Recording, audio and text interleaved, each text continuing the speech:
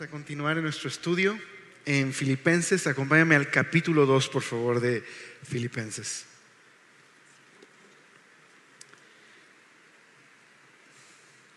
El día de hoy, los que somos fanáticos de los cómics, la pantalla grande nos ha permitido encarnar los personajes que antes pensábamos que era imposible que pudiéramos ver de una manera que hiciera justicia a los cómics, a los personajes que desde Capitán América, Batman, ¿no?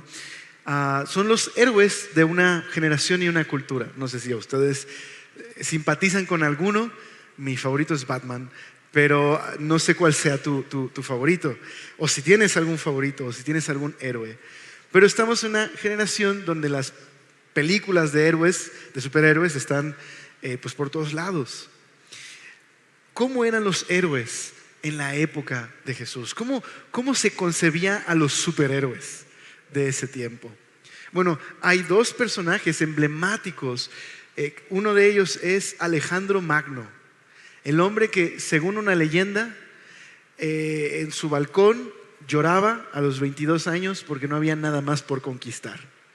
No sabemos si esa leyenda es real, pero era un hombre donde hay muchos mitos, historias, leyendas alrededor de Alejandro Magno.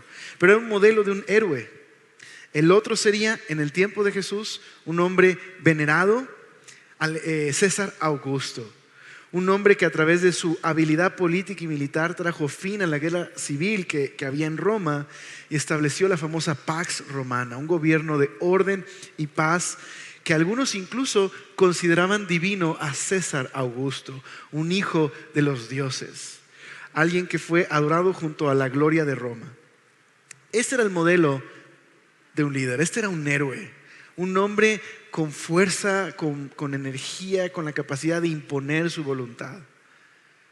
Ahora imagínate en esta cultura escuchar del héroe cristiano,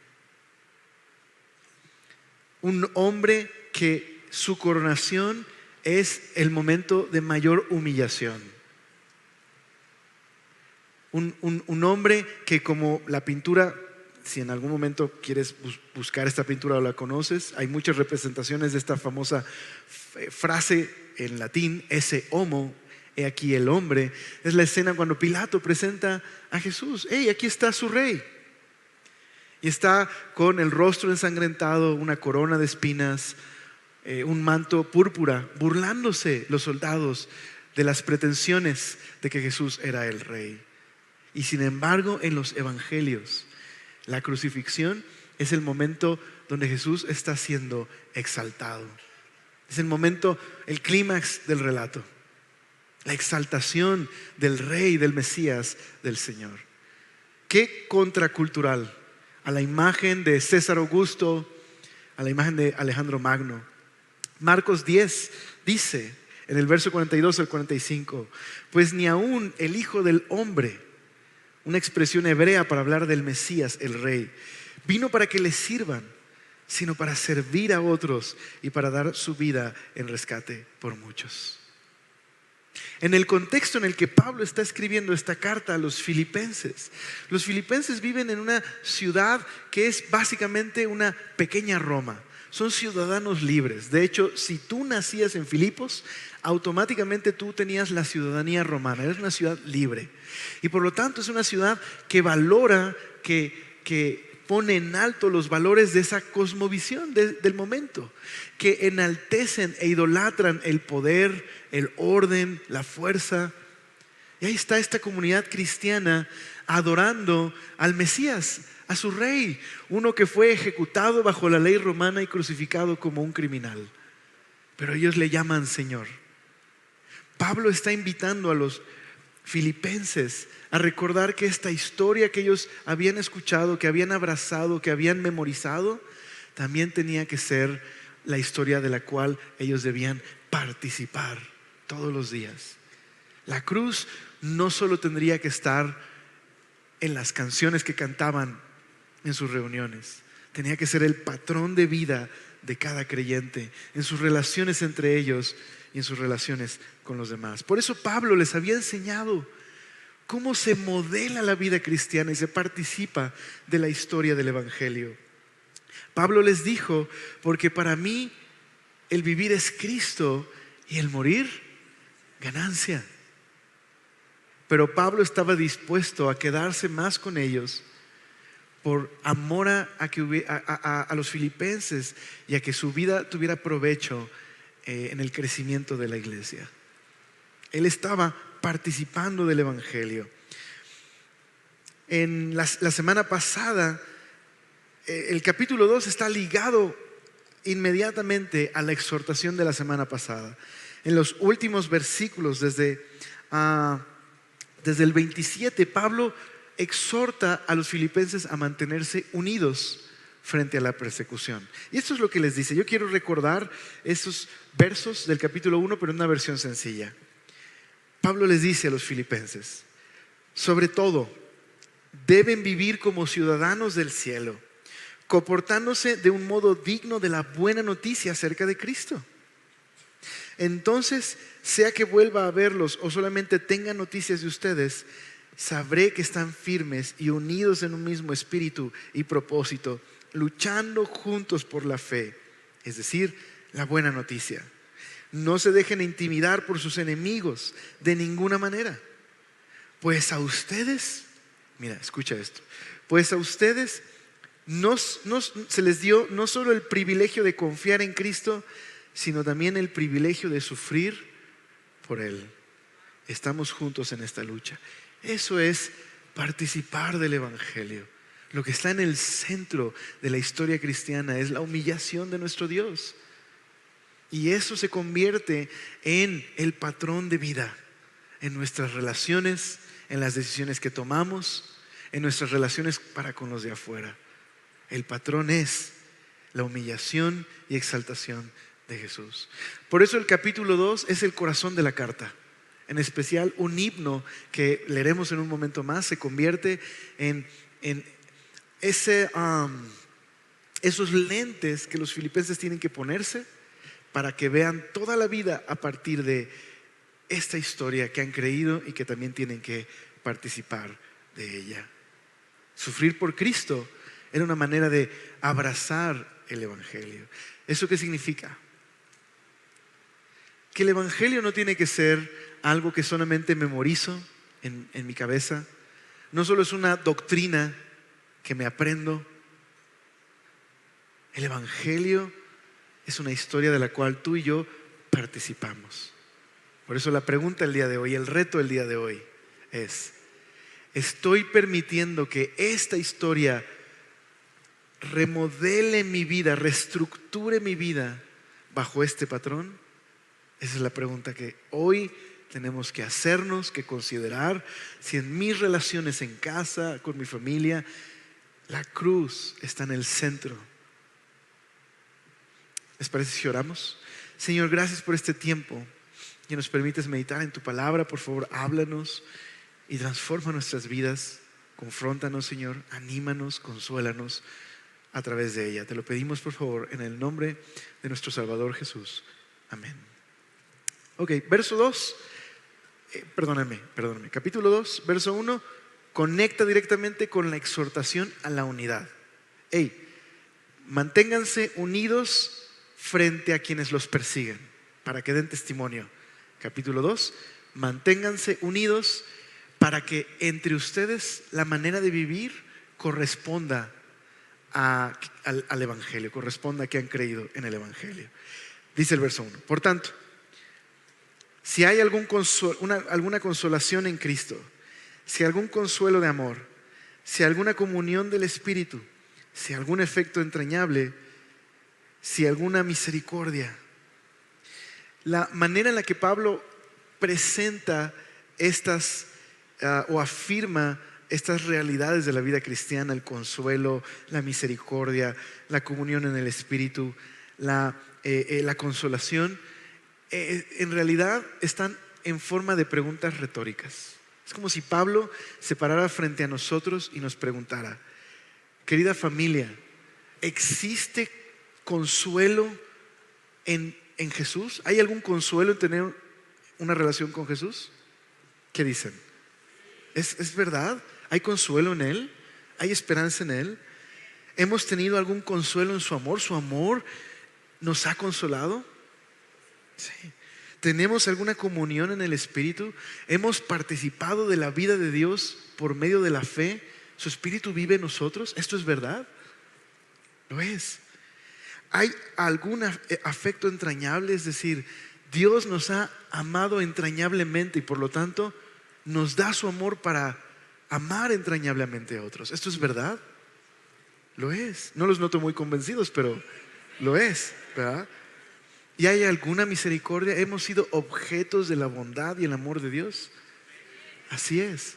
Entonces, si estas cosas son verdad, Pablo dice en el verso 2: llénenme de alegría, completen mi gozo, sintiendo lo mismo, teniendo el mismo amor, unánimes, sintiendo una misma cosa. Pablo nos deja ver que había una situación quizás causada por el estrés y la persecución que estaban experimentando los filipenses. No sabemos bien los motivos, pero había rivalidades en la comunidad cristiana de Filipos. Había envidias, había orgullo entre algunos de sus miembros. De hecho, Pablo más adelante va a invitar a dos mujeres, Síntique y Evodia, y le va a decir al pastor de esta iglesia: te ruego que animes a Evodia y a Síntique a que dejen sus diferencias a un lado, que una vez más estén juntas, luchando por el evangelio, no luchando entre ellas. Anímalas, exhórtalas a no combatir entre ellas, sino a combatir unánimes por el evangelio. Entonces, no sabemos qué había causado estas tensiones dentro de la comunidad. Algunos comentaristas creen que esta presión de afuera había mermado las fuerzas de los filipenses y algunos habían caído en orgullo, en envidia. Pero Pablo les dice: tenemos un consuelo en su amor todos. Hemos participado de su amor entrañable. Su Espíritu está en nosotros. Él nos ha hecho su familia. Por lo tanto, caminemos sintiendo lo mismo, teniendo una misma mente y un mismo corazón con Jesús. Entonces ahora en el verso 3 lista los enemigos de la unidad. Aquí hay una lista de los enemigos de la unidad. Dice el verso 3: nada hagáis por contienda o por vanagloria, antes bien con humildad, estimando cada uno a los demás como superiores a él mismo, no mirando cada uno por lo suyo propio, sino cada cual también por lo de otros. Si lo leemos a la inversa, sería el credo del egoísmo. Haz todo por contienda y por una gloria vacía. No seas humilde, más bien estima a los demás como inferiores a ti mismo. No veas por lo de otros, solo ve por lo tuyo. Esto es completamente opuesto al patrón que Jesús ha dejado para nosotros. Pablo dice: dejen a un lado la rivalidad y el orgullo, las ambiciones egoístas. Pablo dice que la manera en la que nos relacionamos refleja mucho de lo que creemos acerca de Jesús. Si creemos que Jesús es quien es y hemos experimentado su amor, entonces yo voy a procurar el bienestar de la otra persona. Voy a hacer a un lado las cosas que no son importantes. En lugar de proteger mi derecho a la fuerza de tener esta mentalidad de yo y mi tribu y todos los demás quítense, esta mentalidad de supervivencia, de este individualismo extremo de nuestra cultura, si yo hago eso a un lado, entonces voy a poder servir a los demás. Sabes, en esta cultura, ver por los demás no es una virtud. César Augusto establece esta pax romana, pero ¿a precio de qué? De que la mitad del imperio romano eran esclavos.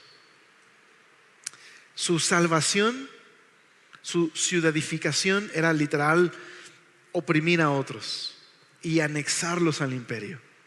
Había muchos beneficios, claro. En el primer siglo había carreteras impecables, una infraestructura marítima impresionante. Era más fácil viajar en el primer siglo que viajar en el sexto siglo después de Cristo. Es impresionante lo que hicieron los romanos, pero a través de un sistema de jerarquías y castas y oprimir y derramar sangre, de suprimir cualquier tipo de rebelión, así cualquier cosa que oliera a una sedición, los romanos la suprimían con tremenda violencia. Es contrario a lo que nos invita lo que nos invita Pablo a vivir, aquellos que hemos experimentado el Evangelio, que nos hemos rendido a nuestro héroe, aquel que murió y resucitó por nosotros. Entonces, detente por un segundo, considera lo siguiente. La raíz de por qué el mundo es como es porque cada quien ve por lo suyo. Porque miramos a los demás como medios para obtener lo que queremos. Considera que la mayoría de problemas en casa, los pleitos matrimoniales, las riñas de hermanos, ¿okay? ¿Has oído de hermanos peleando por una herencia? ¿Okay? ¿Has oído de hijos haciendo a un lado a sus padres? ¿Has oído a esposos que abandonan su hogar diciendo: lo que quiero es que seas feliz, por eso me voy? A lo mejor suena gracioso, pero está feo, ¿verdad? ¿Lo has escuchado? ¿No es esto orgullo y ambiciones egoístas y ver por mis propios intereses? Es la raíz de la mayoría de nuestros pleitos y enojos.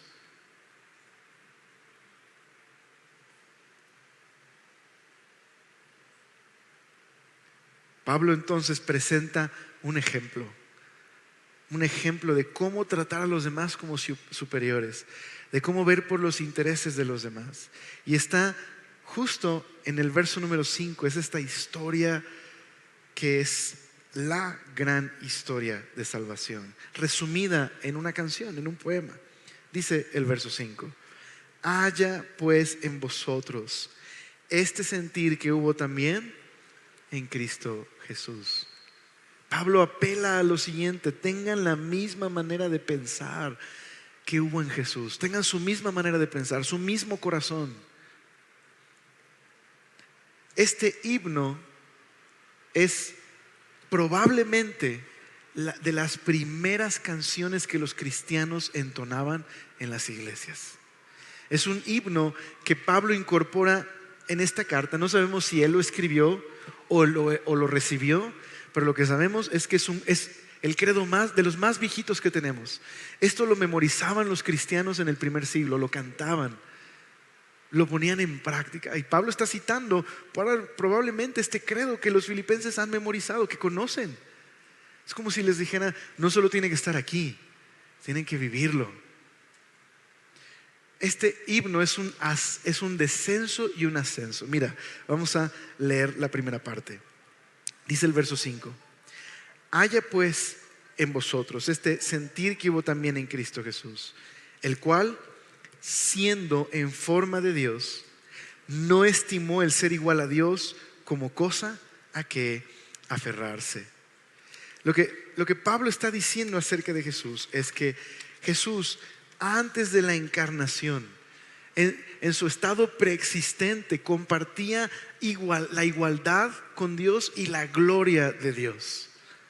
Es lo que está diciendo aquí Filipenses. Jesús es Dios en esencia, como la fórmula de la Trinidad lo expresa: coeternos, coexistentes, coesenciales. Este es Jesús, es en esencia Dios, comparte la gloria y la igualdad con Dios. Pero de pronto dice en este himno que siendo en forma de Dios, es decir, siendo verdaderamente Dios, no estimó el ser igual a Dios como cosa que aferrarse. Es un poco complicado traducir ese verso, pero la palabra de Dios para todo captura la esencia de lo que Pablo está diciendo aquí. Él era como Dios en todo sentido, pero no se aprovechó de ser igual a Dios. Esa es la idea de se vació, es decir, hizo a un lado su estatus.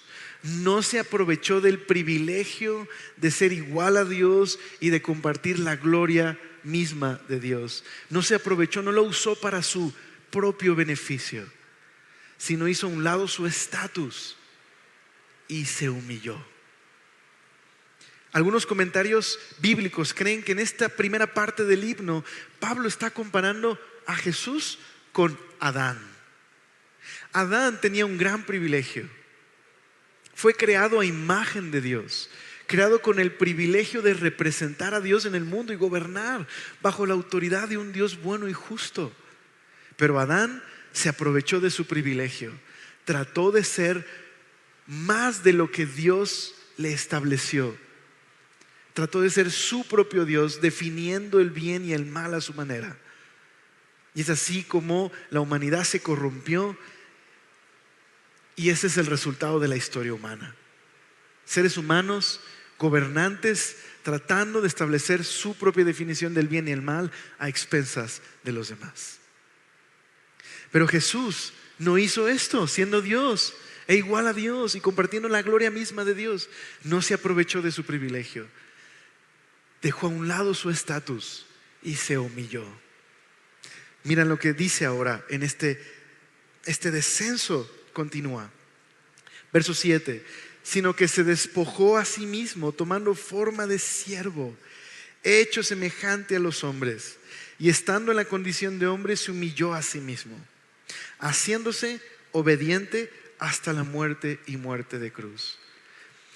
Jesús no solamente parecía, no es que parecía humano o era semi-humano, sino que se hizo completamente humano siendo Dios. Y estando en la condición frágil de humano, se humilló. ¿Cómo? Haciéndose un sirviente de los demás, tomando la posición que en la jerarquía romana sería la posición de un esclavo de la más baja categoría. Y no solamente hizo esto, sino en obediencia a la voluntad de su Padre, se humilló yendo a la cruz, muriendo la muerte más vergonzosa. Los romanos no morían crucificados, eso era demasiado terrible y vergonzoso. Así morían los criminales, pero no los romanos. Era algo horripilante, reservado para los esclavos. Jesús, el creador del universo, se humilló voluntariamente para ir a la cruz. Ahí está ese homo, ese es nuestro héroe. Eso es lo que está en el corazón de nuestra historia. Verás por qué un cristiano que se comporta como un patán, que es orgulloso, ambicioso, que pone sus intereses antes que los demás, es contrario al evangelio. Por eso un esposo diciéndole a su esposa: te callas y haces lo que yo digo porque yo soy el hombre, es contrario al evangelio. Por eso un hijo manipulando a sus padres, cristiano me refiero, un hijo manipulando a sus padres, sacando provecho de ellos, es contrario al evangelio. Por eso una esposa forzando a su familia a hacer las cosas a su manera es contrario al evangelio.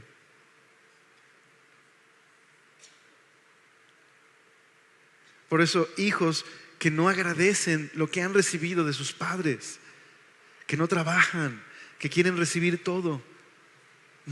Hablo de cristianos que se comportan así, es contrario al evangelio. Por eso en mi trabajo, usando mis influencias para obtener lo que yo quiera a expensas de los demás, no es cristiano. Por eso lleno al Estado a sacar placas de otro lugar para no pagar tenencia. Es aprovecharme de algo, de un hueco, para mi propio beneficio. Perdón que lo diga, lo siento. Pero no queremos que esto se convierta nada más en, ay, qué bonito sermón y Jesús sí que fue. ¿Sí me explico? Queremos que sea real en nuestras vidas.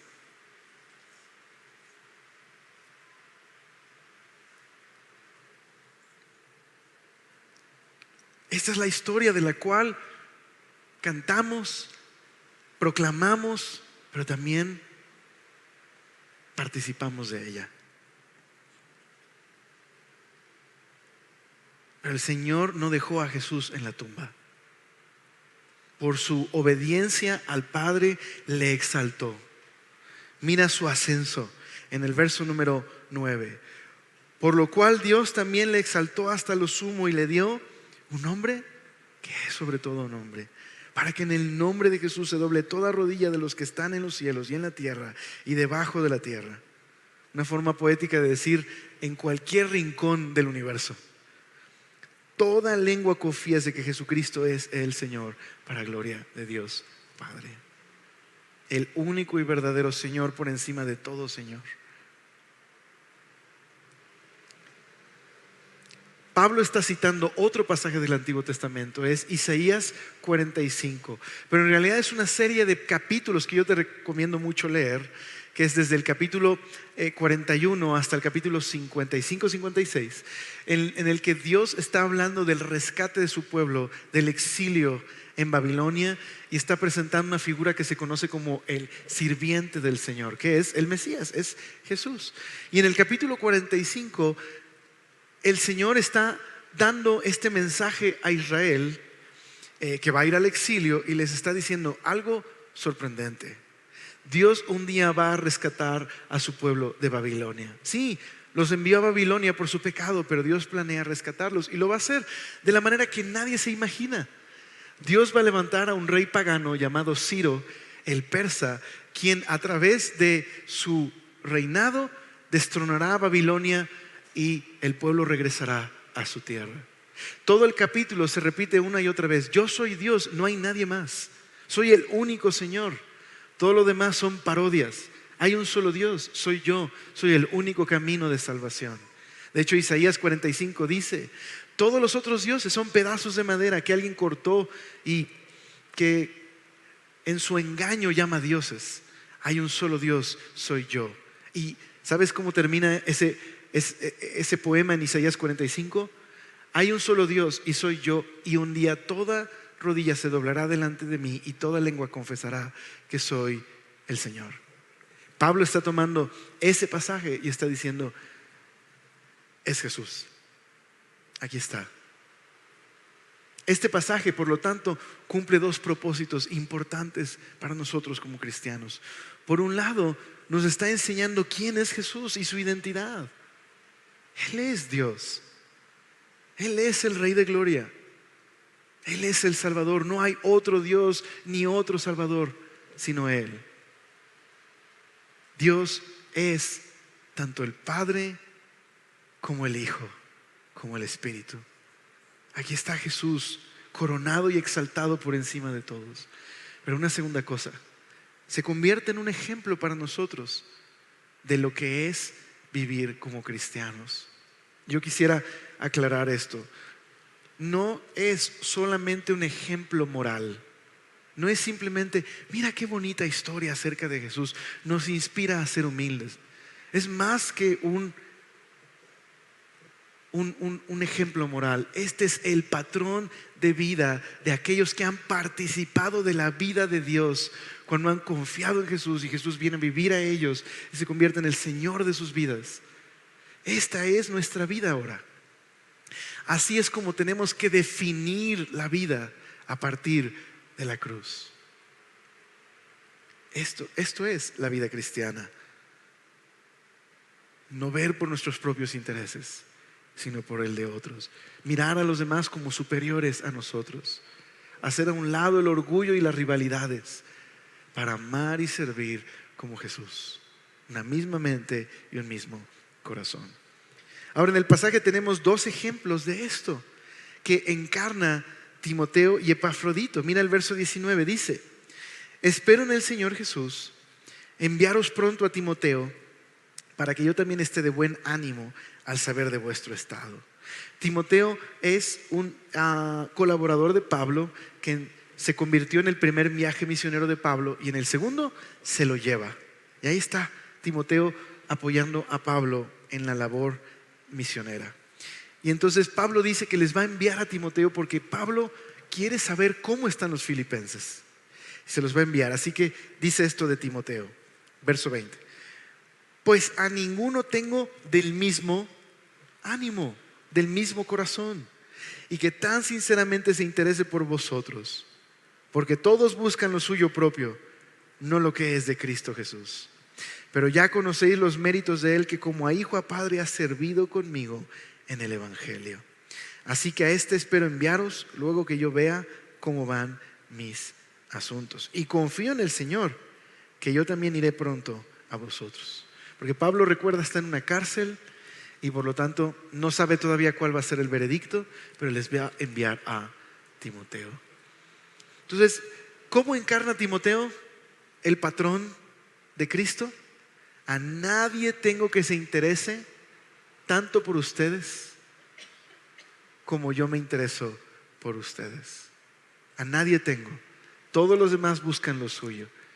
Quizás Pablo está pensando en aquellos hombres del capítulo 1 que Pablo dice: algunos predican a Jesús con un buen corazón, valientes, motivados por mis prisiones.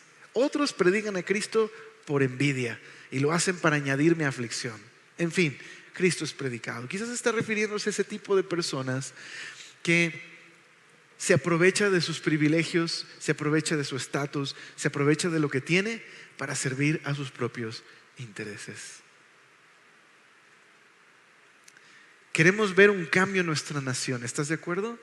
Queremos ver una revolución, queremos ver un avivamiento.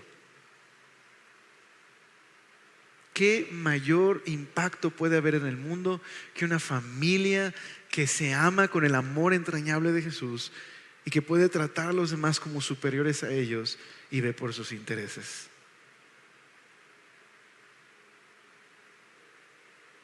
Dwight Moody decía: dame 100 personas así. Dame 100 personas que estén dispuestas a vivir para el Señor.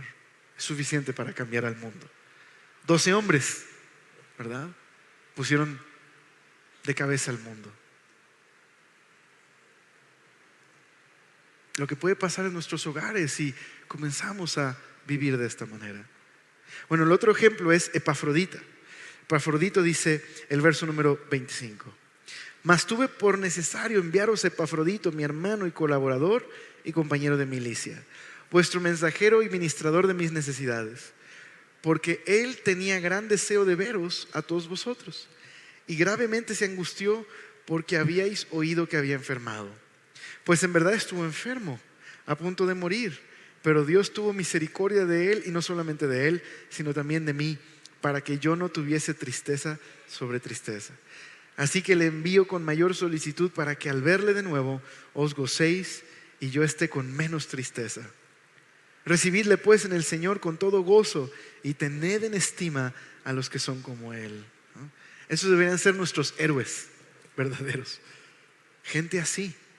¿Qué tipo de gente? Dice el 30: porque por la obra de Cristo estuvo próximo a la muerte, exponiendo su vida para suplir lo que faltaba en vuestro servicio por mí. Estos deben ser nuestros modelos a aspirar. Gente que refleja el carácter de Jesús. ¿Cómo lo refleja Epafrodito? Epafrodito era de los filipenses, que fue enviado por ellos a Pablo para ministrar a sus necesidades. Verás, en este tiempo, si tú estabas en la cárcel y no tenías un amigo o un familiar que te llevara comida y algo para asearte, morías una de las peores muertes. Solo hambriento y desechado. Así que requerías de asistencia si estabas en una situación así. Le envían a Epafrodito para acompañarle, para estar con él. Ahora, Pablo está en un arraigo domiciliario, no está todavía en una mazmorra, diríamos, pero aún así necesitaba quien le atendiera. Y Epafrodito fue, pero al hacerlo se enfermó. No sabemos de qué, pero enfermó.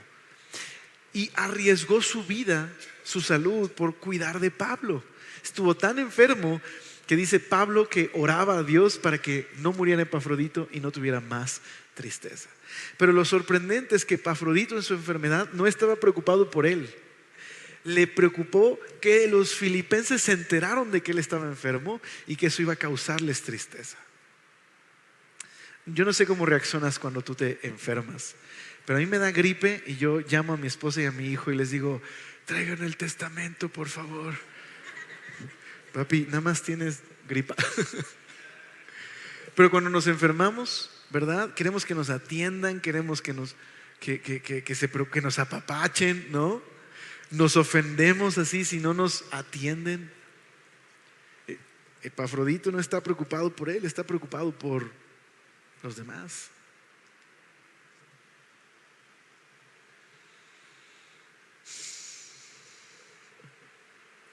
¿Qué onda? Que el Señor nos conceda abrazar el Evangelio y participar de él de tal manera que en casita, en el trabajo, en la escuela, en donde estemos, pueda brillar su amor en nosotros. Que podamos ser conocidos como aquellos que arriesgan su vida por los demás, que aquellos ven por los intereses de otros. Termino con esto. Pablo termina su exhortación. Vamos a regresar al verso 12. Hace una invitación a que todos nosotros podamos ser luz, al abrazar y participar del Evangelio, ser luz en medio de una generación de oscuridad. Dice el verso 12: por tanto, amados míos, como siempre habéis obedecido, no como en mi presencia solamente, sino mucho más ahora en mi ausencia, ocupaos en vuestra salvación con temor y temblor, porque Dios es el que pone en vosotros, que en vosotros produce así el querer como el hacer por su buena voluntad. Pablo dice a los filipenses: necesitan madurar, necesitan obedecer a Dios, no solamente cuando yo estoy presente, sino aún cuando estoy ausente. Su obediencia es una manera de demostrar que ustedes confían en el Señor. Pequeña aclaración: Pablo está escribiendo a cristianos y no les está diciendo trabajen por ganarse su salvación. Pablo está diciendo más bien: esfuércense por demostrar los resultados de su salvación. ¿Cómo? Obedeciendo a Dios con profunda reverencia y temor. Una vida de reverencia, amor a Dios, tiene que ser lo que me mueve a obedecerle. ¿Y sabes qué es lo más maravilloso? Que Dios nos promete que Él pondrá en nosotros tanto el querer como el hacer por su buena voluntad. Pero yo necesito caminar en ello, obedeciendo a Dios, conduciéndome con respeto y reverencia y amor al Señor. Y Él irá poniendo el querer como el hacer. ¿Cómo se ve eso en lo práctico? Mira el verso 14: haced todo sin murmuraciones y contiendas, para que seáis irreprensibles y sencillos, hijos de Dios sin mancha, en medio de una generación maligna, como le llamó Jesús, y perversa, esto es torcida, que define el bien y el mal a su manera, en medio de la cual resplandecéis como luminares en el mundo. La invitación de Pablo es una vida sencilla, una vida sin murmuraciones, sin rivalidades, sin contiendas, amando a Jesús, amando a los demás, sirviéndoles, preocupándome por los intereses de otros. Es difícil en una cultura en donde lo que idolatramos es el yo, en extremo individualista, donde todo gira en torno a nosotros. Es difícil caminar sin contiendas y murmuraciones. Pero sabes, las murmuraciones, se oye feo decirlo así, pero las murmuraciones están en la raíz de la rebelión y la falta de confianza en Dios. Como Israel en el desierto, Dios los rescata de la esclavitud, la muerte, y los lleva hacia una tierra donde van a vivir en plenitud. Pero mientras van en el camino, ¿qué van haciendo? Dios nos engañó, no es confiable, no es tan bueno como dice ser. Si nos amara, no nos mataría de hambre aquí en el desierto. Nos engañó, nos sacó aquí para matarnos, cuando en verdad Dios no permitió que sus vestidos envejecieran durante 40 años. donde Dios les dio de comer, donde tomaron agua, bebieron agua de una roca. Dios les proveyó y les protegió. La murmuración está en el corazón del pecado. Estoy convencido que eso, la infidelidad, la corrupción, la mentira, nace de un corazón insatisfecho que murmura, que contiende, que no confía en Dios. Si hacemos a un lado las murmuraciones y contiendas, dice Pablo en el verso 15, para que seamos irreprensibles y sencillos. Irreprensible significa que nadie tiene nada de qué acusarte, que nadie nos puede criticar. ¿Te imaginas que en el trabajo nadie tuviera nada de qué criticarte? En casa nadie tuviera nada que decir malo, tus vecinos. Ahora no te sientas mal si dices, bueno, no, a mí sí tendrían mucho que criticarme. Para eso estamos aquí. Es un hospital, la iglesia, para ser confrontados y animados a vivir de esta manera. Pero esto es lo que tenemos que aspirar, que no haya algo de qué criticarnos.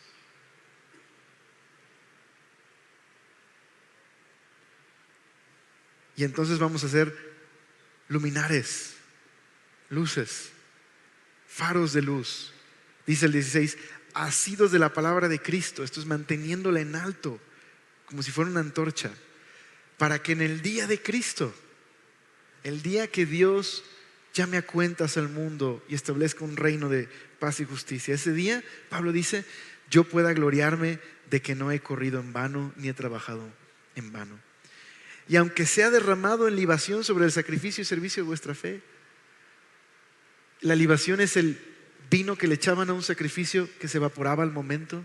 Pablo se ve a sí mismo, aunque yo sea nada más como el agregado a la ofrenda que ustedes son delante de Dios, me gozo y regocijo con todos vosotros.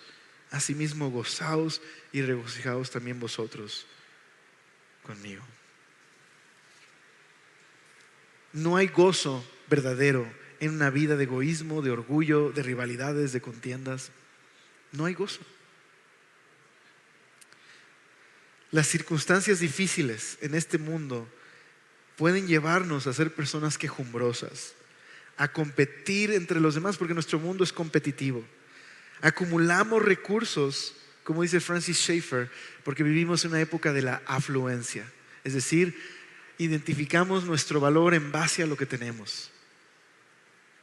Todo eso nos lleva a una vida de orgullo, de ambiciones deshonestas. Pablo nos invita a tener gozo en abrazar el evangelio y participar de la vida cristiana.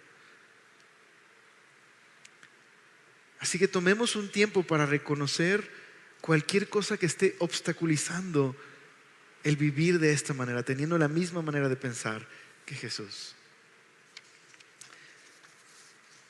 ¿Qué significa para ti y para mí que hoy necesito que Jesús remodele mi vida de acuerdo a este mismo sentir?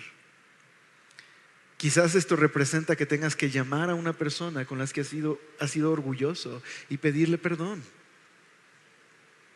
Quizás eso representa hablar con tu esposo o tu esposa y reconocer el orgullo en tu matrimonio. Quizás eso significa pedir perdón en tu trabajo.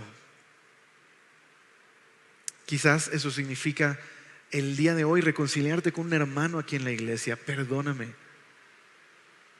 He engañado, te he engañado. No estoy siendo humilde, estoy siendo orgulloso. Perdóname. No lo sé, pero no quisiera que nos fuéramos simplemente tomando esto y que se convierta en doctrina que memorizamos. Que sea una realidad que impacte nuestras vidas. ¿Están de acuerdo? ¿Sí? Chóquenlas entonces. ¿Oramos? Señor, gracias por ser tan bueno. Gracias por amarnos. Gracias, Señor, por hablarnos a través de tu palabra. Señor, no permitas que esto se convierta en un sermón más que escuchamos, sino que tú, Señor, hagas algo en nuestros corazones, nos muevas al arrepentimiento, a la fe, a tomar acciones, Señor, a tomar decisiones para seguir este patrón que tú presentas delante de nosotros, para que haya un verdadero gozo en humillarnos, en ver a los demás como superiores a nosotros, en servir a otros, en participar de este precioso privilegio que nos das de seguirte y de sufrir por tu causa. Señor, ayúdanos a vivir para ti todos los días. Te lo rogamos, por favor. Amén.